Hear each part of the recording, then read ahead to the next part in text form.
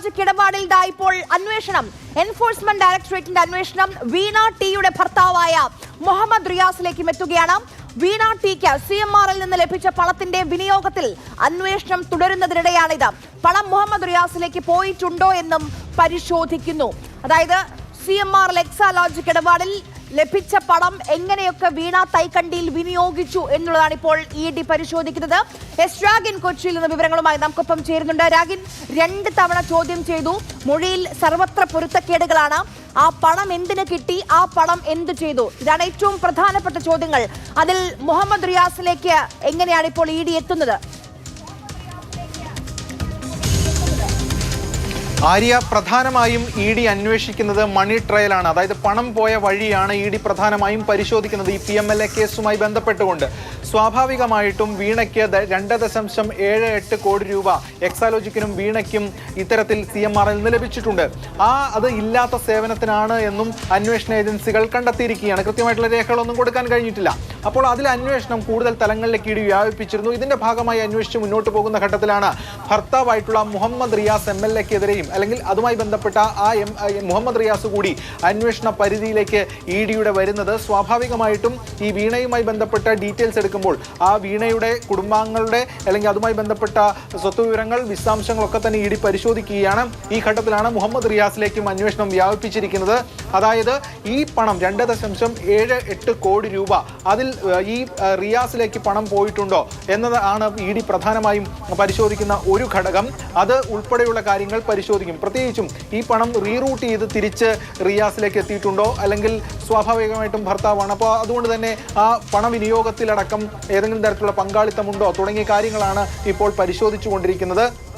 നേരത്തെ വീണയ്ക്ക് ഈ കരാർ എങ്ങനെ ലഭിച്ചു എന്ന കാര്യത്തിൽ ED അന്വേഷണം നടത്തി വരികയാണ്. അതായത് ഇത്തരത്തിൽ പിണറായി വിജയന്റെ ഏതെങ്കിലും തരത്തിലുള്ള ഇടപെടൽ നേരിട്ടുണ്ടായിരുന്നോ, അല്ലെങ്കിൽ ആദ്യ പിണറായി സർക്കാരിന്റെ കാലത്തെ ഇടപെടൽ ഏതെങ്കിലും തരത്തിൽ ഉണ്ടായിരുന്നോ എന്നതടക്കമുള്ള കാര്യങ്ങളും നോക്കുന്നുണ്ട്. അതിന് പുറമെയാണ് കൂടുതൽ തലങ്ങളിലേക്ക് അന്വേഷണം വ്യാപിപ്പിക്കുന്നത്. 2014-15 കാലഘട്ടത്തിലാണ് ഈ എക്സാലോജിക് എന്ന് പറയുന്ന കമ്പനി ഇൻകോർപ്പറേറ്റ് ചെയ്യുന്നത്. 1 ലക്ഷം രൂപ പെയ്ഡപ്പ് ക്യാപിറ്റൽ. അതിനുശേഷം 2016 കാലഘട്ടത്തിൽ ഇത്തരത്തിൽ കരാർ ലഭിക്കുന്നു. വീണയ്ക്കും അതോടൊപ്പം തന്നെ എക്സാലോജിക്കും സെപ്പറേറ്റ് ആയിട്ടുള്ള എഗ്രിമെന്റ്സ് ആയിരുന്നു CMRൽ നിന്ന്. ആ ഘട്ടത്തിലാണ് 1ാം പിണറായി സർക്കാർ വരുന്നത്. 2017 മുതൽ 20 വരെ ഉള്ള കാലഘട്ടത്തിൽ ഇത്തരത്തിലുള്ള പണം ലഭിച്ചിട്ടുണ്ട്. ആ ഘട്ടത്തിലാണ് വീണയുടെ വിവാഹം നടക്കുന്നത്. ഇതിനുശേഷം ഈ പണം ഏതൊക്കെ തരത്തിൽ വിനിയോഗിച്ചു എന്നതാണ് പരിശോധിക്കുന്നത്. ആ ഏതൊക്കെ തരത്തിൽ വിനിയോഗിച്ചു എന്നുള്ള ചോദ്യങ്ങൾക്ക് കൃത്യമായിട്ടുള്ള ഒരു വിവരങ്ങൾ അല്ലെങ്കിൽ മൊഴി വീണയ്ക്ക് നൽകാൻ കഴിഞ്ഞിട്ടില്ല എന്നതാണ് ED വൃത്തങ്ങൾ വ്യക്തമാക്കുന്ന ഒരു കാര്യം. അപ്പോൾ ഇതുമായി ബന്ധപ്പെട്ടുകൊണ്ട് ആരിലേക്കൊക്കെ പണം പോയിട്ടുണ്ട്, ഏതൊക്കെ തരത്തിൽ അത് വിനിയോഗിച്ചിട്ടുണ്ട്. നേരത്തെ EICPL എന്ന് പറയുന്ന ഈ CMRലിന്റെ ഉപസ്ഥാപനത്തിൽ നിന്ന് വീണയ്ക്ക് ലോൺ അനുവദിച്ചിരുന്നു. ആ ലോണിന്റെ തിരിച്ചടവിന് വേണ്ടി ഒരു കൺസൾട്ടൻസി എന്ന നിലയിൽ ഒരു സേവനവും എക്സാലോജിക് നൽകിയിട്ടില്ല CMRലിന് എന്നുള്ളത് ഏകദേശം ബോധ്യപ്പെട്ട കാര്യമാണ്. പക്ഷേ ലഭിച്ച പണം അത് എങ്ങനെ വിനിയോഗിച്ചു എന്നുള്ളത് ബാങ്ക് രേഖകളൊക്കെ സഹിതം വീണ തൈക്കണ്ടിയിൽ ചോദ്യം ചെയ്യുന്ന സമയത്ത് വ്യക്തമാക്കാവുന്ന വിഷയങ്ങളാണ്.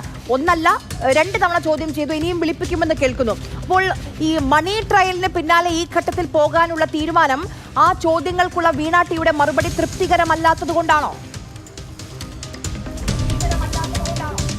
വീണ ടിയുടെ പല മൊഴികളും പൊരുത്തക്കേടുകളുണ്ട്, തൃപ്തികരമല്ല എന്നതാണ് എൻഫോഴ്സ്മെന്റ് ഡയറക്ടറേറ്റ് വ്യക്തമാക്കുന്ന കാര്യം. അതുകൊണ്ടാണ് ഇത്തരത്തിലുള്ള റിപ്പീറ്റഡ് ആയിട്ടുള്ള ചോദ്യം ചെയ്യലിലേക്ക് ED പോകുന്നത്. നേരത്തെ 2 വട്ടം ചോദ്യം ചെയ്തിരുന്നു. ഇപ്പോൾ നടക്കുന്നത് എന്താണ്? ഇപ്പോൾ CMRലുമായി ബന്ധപ്പെട്ട ആളുകളെ വീണ്ടും വിളിപ്പിക്കുകയാണ്. അങ്ങനെ വിളിപ്പിച്ച് അവരുടെ സ്റ്റേറ്റ്മെന്റ് രേഖപ്പെടുത്തുന്നു. തുടർന്ന് അത് വെച്ചുകൊണ്ടുള്ള ക്രോസ് ഇൻട്രോഗേഷൻ അല്ലെങ്കിൽ അതുമായി ബന്ധപ്പെട്ട ചോദ്യം ചെയ്യൽ, ക്രോസ് എക്സാമിനേഷൻ നടത്തുകയാണ് ED ചെയ്യാൻ ഉദ്ദേശിക്കുന്നത്. അതിന്റെ ഭാഗമായിട്ട് വീണയെ വീണ്ടും വിളിപ്പിക്കും. അന്ന് തന്നെ 2ാമത്തെ തവണ പറഞ്ഞിരുന്നു വീണയെ വീണ്ടും വിളിപ്പിക്കുമെന്ന്. അപ്പോൾ അത് ഏത് തരത്തിലുള്ള കാര്യങ്ങളിലാണ് എന്നത് സംബന്ധിച്ചുള്ള കൂടുതൽ കാര്യങ്ങൾ ഇനി അന്വേഷണത്തിൽ വെളിപ്പെടേണ്ടത്. മടങ്ങി വരാം. ഇതിലെ പരാതിക്കാരനായ ഷോൺ ജോർജ് നമുക്കൊപ്പം ടെലിഫോൺ ലൈനിൽ ചേരുന്നുണ്ട്.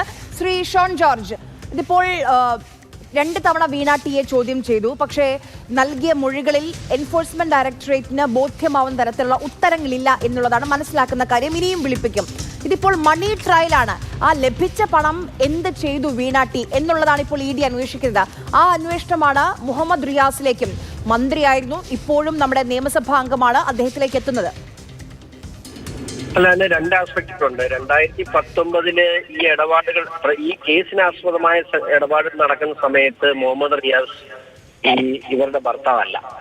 അതിനുശേഷം അവരുടെ അക്കൗണ്ടുകളിൽ നിന്നും പിന്നീടുള്ള കാലഘട്ടങ്ങളിൽ അക്കൗണ്ടിൽ നിന്നുള്ള സ്വാഭാവികമായിട്ടും ഭാര്യ ഭർത്താവ് എന്ന നിലയിൽ ട്രാൻസ്ഫർ ഉണ്ടായിട്ടുണ്ടാകാം. അതായത് മണി ലോണ്ടറിംഗ് നടന്നിട്ടുള്ള ആ പണത്തിന്റെ എമൗണ്ട് വിനിയോഗത്തിൽ അറിവോടുകൂടി പങ്കെടുത്ത ആളുകൾ പ്രതിയാണ്. അത് എത്രമാത്രം അതിനകത്ത് റിയാസ് പ്രതിയാണ് അല്ലെങ്കിൽ റിയാസിന് അതിനകത്ത് പങ്കുണ്ടോ എന്നുള്ള കാര്യങ്ങളെ കുറിച്ച് എനിക്കറിയില്ല. അത് അന്വേഷണ സംഘം ബോധ്യപ്പെടുത്തുന്നതാണ്. എനിക്ക് ബോധ്യമില്ലാത്തൊരു കാര്യത്തെക്കുറിച്ച് അനാവശ്യമായ ഒരു ആരോപണം പറയാൻ ഞാൻ തയ്യാറല്ല. താങ്കൾ ആവർത്തിച്ചോ ഇത് പിണറായി സർക്കാരിനുള്ള അല്ലെങ്കിൽ പിണറായി വിജയനുള്ള കൈക്കൂലിയാണ് ആ കാര്യത്തിൽ എനിക്ക് യാതൊരു സംശയമില്ല. പിണറായി ഈ വിഷയത്തിൽ ഇൻവോൾവ് ആണ്. പിണറായിക്ക് വേണ്ടിയാണ് പണം കൈപ്പറ്റിയത്. ഒരു രാഷ്ട്രീയ പ്രവർത്തകൻ മുഹമ്മദ് റിയാസ് രാഷ്ട്രീയ പ്രവർത്തകനാണ്. അത് അയാൾ അഴിമതിക്കാരനാണോ അല്ലാത്തതാണോ എന്ന് എനിക്കറിയില്ല.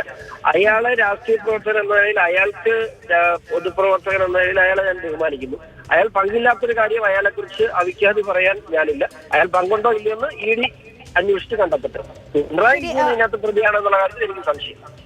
ശരി ഷോൺ, എനിക്ക് ഷോണിന്റെ നിലപാട് മനസ്സിലായി. ഒരു കാര്യം കൂടി ചോദിച്ചോട്ടെ. ഇപ്പം ED ഇപ്പോൾ 2 തവണ ചോദ്യം ചെയ്തു വീണ ടിയെ. അപ്പോൾ ഇതിനു മുൻപ് സ്വാഭാവികമായും രേഖകളൊക്കെ പരിശോധിച്ചതാണ്, രേഖകളൊക്കെ ഹാജരാക്കാൻ പറഞ്ഞതാണ്, ഹാജരാക്കിയിട്ടുമുണ്ട്. പക്ഷെ അതിൽ EDക്ക് ബോധ്യപ്പെടുന്ന തരത്തിൽ എന്ത് സേവനം, ആ സേവനത്തിൽ ചെയ്യാത്ത സേവനത്തിന് കിട്ടിയ പണം എന്തിനു വിനിയോഗിച്ചു, ആ ചോദ്യങ്ങൾക്കൊന്നും കൃത്യമായ മറുപടി വീണ ടിക്ക് കൊടുക്കാൻ കഴിഞ്ഞിട്ടില്ല എന്ന് വേണം അനുമാനിക്കാൻ. ക്ഷമിക്കണം, ഒന്ന് പരിശോധിക്കാമോ? കേൾക്കിട്ടില്ല. ഇപ്പൊ കേൾക്കാമോ? കേൾക്കാം.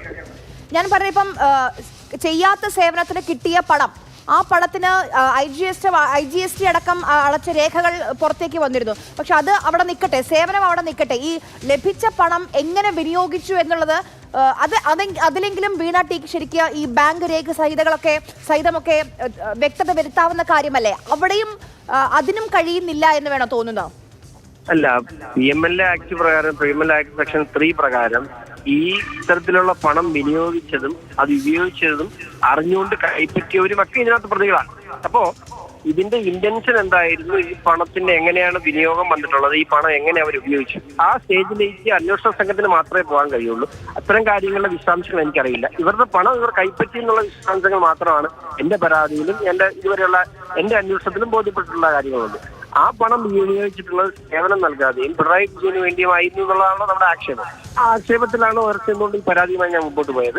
അതിനുശേഷം ഇവർ പണം വിനിയോഗിച്ചേക്കുന്ന ഏതൊക്കെ തരത്തിലാണെന്നുള്ളത് തീർച്ചയായിട്ടും EDയുടെ അന്വേഷണത്തിന്റെ പ്രസക്തിയും അതാണ്. ആ അന്വേഷണം എവിടെ എത്തും, എങ്ങനെ എത്തണം, അല്ലെങ്കിൽ ആരിലേക്കൊക്കെ പണം പോയിട്ടുണ്ടെന്നുള്ളത് തീർച്ചയായിട്ടും എൻഫോഴ്സ്മെന്റ് ഡയറക്ടറേറ്റിന്റെ അന്വേഷണ പരിധിയിലെ ഏറ്റവും മുഖ്യമായ കാര്യമാണ്. അത്തരം അന്വേഷണങ്ങളിലേക്ക് പോകുമ്പോൾ മുഹമ്മദ് റിയാസ് ഉൾപ്പെടെയുള്ള ആളുകൾ അതിനകത്ത് കടന്നു വരുമോ അവർക്ക് അറിവോടുകൂടിയായിരുന്നു. ഇത്തരം കാര്യങ്ങൾ എൻഫോഴ്സ്മെന്റ് ഡയറക്ടറേറ്റിന്റെ അന്വേഷണത്തിൽ പുറത്തു വരുമെന്ന് വിശ്വസിക്കുന്നു. ശരി, വളരെയധികം നന്ദി ശ്രീ ഷോൺ ജോർജ് സംസാരിച്ചതിന്. അദ്ദേഹമാണ് ഇതിലെ പരാതിക്കാരൻ. അദ്ദേഹത്തിന്റെ ഹർജിയാണ് ഈ SFI അന്വേഷണത്തിലേക്കൊക്കെ വഴിവെച്ചത്. രാഗിൻ കൊച്ചിയിലും തുടരുന്നുണ്ട്. രാഗിൻ, ഷോൺ ജോർജ് ഇതിൽ കക്ഷിയാണ്. ഷോൺ പറയുന്ന കാര്യം പിണറായി വിജയന് വേണ്ടിയാണ് ആ തുക CMR നൽകിയതെന്ന് അദ്ദേഹത്തിന് ബോധ്യമുണ്ട്. പക്ഷെ മുഹമ്മദ് റിയാസിനെ ഒരു സംശയ നിഴലിൽ നിർത്താൻ ഷോൺ ജോർജ് തയ്യാറാകുന്നില്ല. കാരണം ആ പണം എങ്ങനെ വീണ ടി വിനിയോഗിച്ചു എന്നുള്ളത് നമുക്കറിയാത്തൊരു കാര്യമാണ്. ഇതിൽ മുഹമ്മദ് റിയാസിന് പങ്കുണ്ടോ എന്ന്, അതായത് ആ പണം മുഹമ്മദ് റിയാസിനിലേക്ക് എത്തിയോ എന്ന് എങ്ങനെയായിരിക്കും ED പരിശോധിക്കുക? രാഗി, ഇതിൽ ഏറ്റവും പ്രധാനപ്പെട്ട കാര്യം എന്ന് പറയുന്നത് 2020 ഈ റിയാസും വീണയും തമ്മിലുള്ള വിവാഹം നടക്കുന്നത്. അതായത് 2017 മുതൽ 20 വരെയുള്ള കാലഘട്ടത്തിലാണ് വീണയ്ക്ക് പണം വരികയും ചെയ്തിട്ടുള്ളത്. അതിലിപ്പോൾ ED അന്വേഷിക്കുന്നത് ഏതെങ്കിലും തരത്തിലുള്ള ഈ പണം വിനിയോഗം സംബന്ധിച്ചാണ്. എങ്ങോട്ടൊക്കെ പോയി എന്നത് സംബന്ധിച്ചുള്ള കാര്യങ്ങളാണ് ED നോക്കുന്നത്. അതിന്റെ ഭാഗമായിട്ടുള്ള സ്വാഭാവികമായിട്ടുള്ള പരിശോധനാ പരിധിയിലാണ് ഈ റിയാസ് വരുന്നത് എന്നതാണ് ED വൃത്തങ്ങൾ വ്യക്തമാക്കുന്ന കാര്യം. അത് ശരിയുമാണ്. സ്വാഭാവികമായിട്ടും ഇത്തരത്തിൽ വീണയ്ക്കെതിരെ ഒരു അന്വേഷണം നടക്കുമ്പോൾ വീണയുടെ ഭർത്താവാണ് റിയാസ്. ആ തരത്തിൽ സ്വാഭാവികമായിട്ടും ഇപ്പോൾ വീണയെ ചുറ്റിപ്പറ്റിയ അന്വേഷണമുണ്ട്. വീണയെ കേന്ദ്രീകരിച്ച് തന്നെ പ്രധാനമായിട്ടുള്ള അന്വേഷണം നടക്കുകയാണ്. ആ വീണയുടെ കുടുംബാംഗങ്ങൾ, അവരുടെ വിശദാംശങ്ങൾ, സ്വത്ത് വകകൾ ഉൾപ്പെടെയുള്ള കാര്യങ്ങൾ ED പരിശോധിക്കുന്നുണ്ട്. അതിൽ നാച്ചുറലായി തന്നെ റിയാസിലേക്ക് കാര്യങ്ങൾ അന്വേഷിക്കും, അല്ലെങ്കിൽ അതുമായി ബന്ധപ്പെട്ട കാര്യങ്ങൾ പരിശോധിക്കും. അത് ED വൃത്തങ്ങൾ വ്യക്തമാക്കുന്ന ഒരു കാര്യവുമാണ്. ഇതോടൊപ്പം തന്നെ നേരത്തെ ഷോൺ പറഞ്ഞത് പിണറായി വിജയനുമായി ബന്ധപ്പെട്ടാണ്. ആ ആംഗിളിലും ED പരിശോധിക്കുന്നുണ്ട്. അതായത് ഇതിൽ കറപ്ഷൻ ആംഗിൾ ഉണ്ട് എന്നതാണ് ED വൃത്തങ്ങൾ പറയുന്ന ഒരു കാര്യം. അതായത് ഈ കരാർ എങ്ങനെ വീണയ്ക്ക് ഈ കരാർ തരപ്പെട്ടു എന്നതാണ് ED പരിശോധിക്കുന്ന മറ്റൊരു കാര്യം. അതിൽ പ്രധാനമായും പറയുന്നത് ഈ പിണറായി വിജയന്റെ അടക്കം ഇടപെടലുകൾ ഉണ്ടായിട്ടുണ്ടോ, അല്ലെങ്കിൽ ഈ സർക്കാരുകളുടെ വഴിവിട്ട സഹായം CMR നൽകിയതും അതിന്റെ പ്രത്യുപകാരമായിട്ടാണോ ഈ കരാറ് എന്ന ആംഗിൾ ED പരിശോധിക്കുന്നുണ്ട്. അങ്ങനെയുണ്ടെങ്കിൽ EDക്ക് ഒരു കാര്യം ചെയ്യാം, 66 എക്സ്റ്റൻഷൻ എന്ന് പറഞ്ഞുകൊണ്ട് സംസ്ഥാന സർക്കാരിനെ വീണ്ടും സമീപിക്കാവുന്നതാണ്. അല്ലെങ്കിൽ ഇതിലൊരു കറപ്ഷൻ ആംഗിൾ ഉണ്ട് എന്ന് പറഞ്ഞു. അങ്ങനെയെങ്കിൽ സംസ്ഥാന വിജിലൻസിന് അതുമായി ബന്ധപ്പെട്ട് പ്രിവെൻഷൻ ഓഫ് കറപ്ഷൻ ആക്ട് പ്രകാരം പോകാൻ കഴിയുന്നതുമാണ്. അപ്പോൾ ഇത്തരത്തിൽ ഒട്ടനവധി സാധ്യതകൾ ഈ കേസുമായി ബന്ധപ്പെട്ടുണ്ട് എന്നതാണ് മറ്റൊരു പ്രധാനപ്പെട്ട കാര്യം.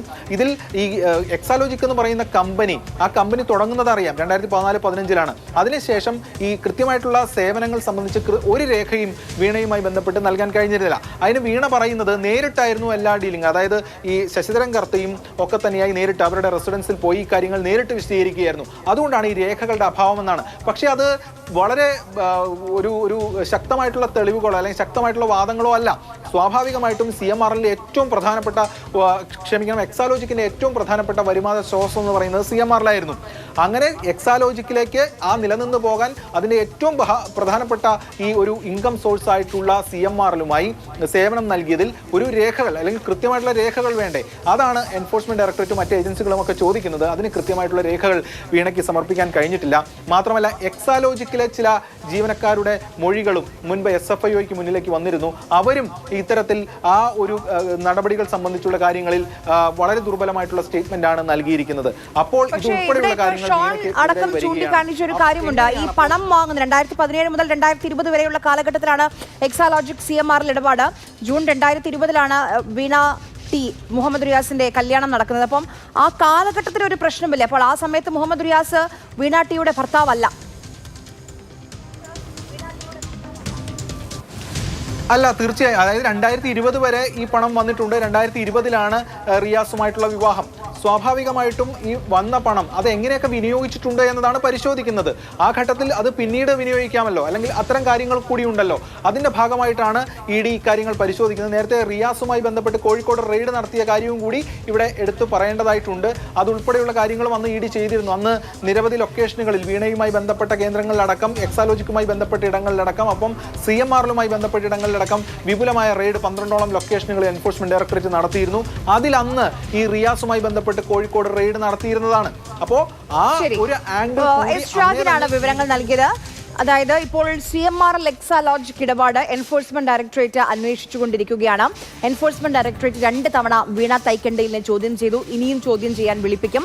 വീണ തൈക്കണ്ടിയിലെ മൊഴിയിൽ ക്രമക്കേടുകളുണ്ട്, പൊരുത്തക്കേടുകളുണ്ട് എന്നുള്ളതാണ് ED പറയുന്ന കാര്യം. അതുകൊണ്ട് കൂടുതൽ രേഖകൾ സഹിതം ചോദ്യം ചെയ്യാൻ വീണ്ടും വീണയെ വിളിപ്പിക്കുമെന്നുള്ളതാണ് അറിയാൻ കഴിയുന്നത്. അപ്പോൾ വീണയുമായി ബന്ധപ്പെട്ട് കൂടുതൽ ആളുകളിലേക്ക് അന്വേഷണം എത്തുകയാണ്. ഈ പണം ഈ CMRL എക്സാലോജിക്കിനും വീണ ടിക്കും നൽകിയ പണം എന്ത് ചെയ്തു, ആർക്കൊക്കെ നൽകി, ആ മണി പോയ വഴിയാണ് ഇപ്പോൾ ED അന്വേഷിച്ചുകൊണ്ടിരിക്കുന്നത്. അങ്ങനെയാണ് മുഹമ്മദ് റിയാസിലേക്കും ഒരു പക്ഷേ അന്വേഷണം എത്തും. അന്വേഷണം എന്ന് പറഞ്ഞാൽ പണം മുഹമ്മദ് റിയാസിലേക്ക് കൂടി എത്തിയിട്ടുണ്ടോ എന്ന് പരിശോധിക്കുന്നത്.